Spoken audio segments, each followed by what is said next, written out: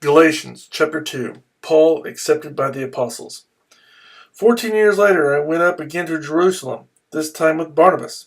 I took Titus along also.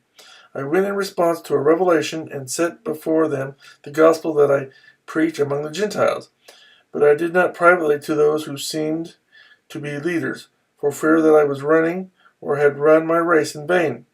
Yet not even Titus, who was with me, was compelled to be circumcised, even though he was a Greek. This matter arose because some false brothers had infiltrated our ranks to spy on the freedom we have in Christ Jesus, and to make us slaves. We did not give in to them for a moment, so that the truth of the gospel might remain with you. As for those who seemed to be important, whatever they were makes no difference to me. God does not judge by external appearances. Those men added nothing to my message. On the contrary, they saw that I had been entrusted with the task of preaching the gospel to the Gentiles, just as Peter had been to the Jews. For God, who was at work in the ministry of Peter as an apostle to the Jews, was also at work in my ministry as an apostle to the Gentiles. James, Peter, and John, those reputed to be pillars, gave me and Barnabas the right hand of fellowship when they recognized the grace given to me.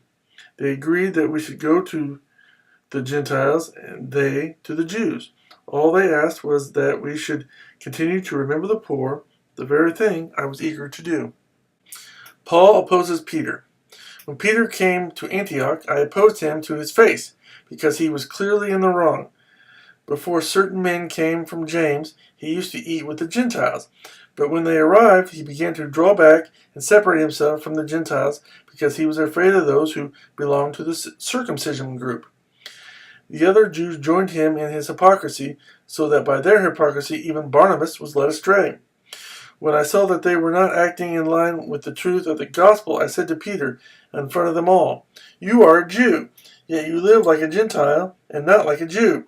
How is it then that you force Gentiles to follow Jewish customs? We who are Jews by birth and not Gentile sinners know that a man is not justified by observing the law, but by faith in Jesus Christ.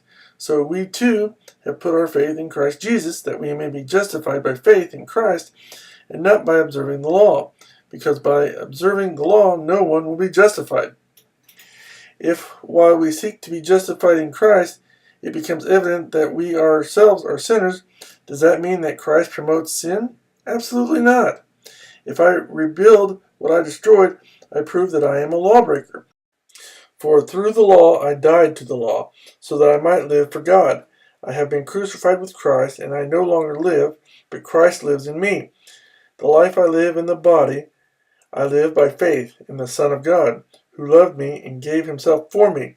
I do not set aside the grace of God, for if righteousness could be gained through the law, Christ died for nothing.